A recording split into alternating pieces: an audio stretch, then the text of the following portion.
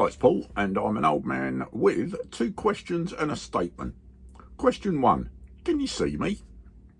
Question 2, can you hear me? Statement, if you're still watching, there's a fairly important point to consider if you're a new creator, because I'm not filming on a fancy camera, I'm not using a fancy mic, I've got no special background, and yet you're still watching me. What's my point? Well, if you watch mainstream how-to videos, you'd be forgiven for believing that you need all this special kit to make your own content. And yet, here you are, watching me, my content, made without anything fancy.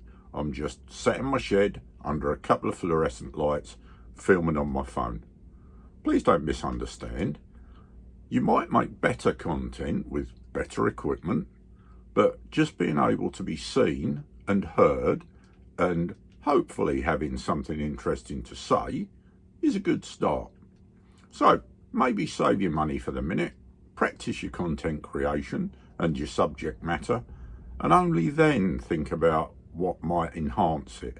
Hope that helps. Thanks for watching. Bye.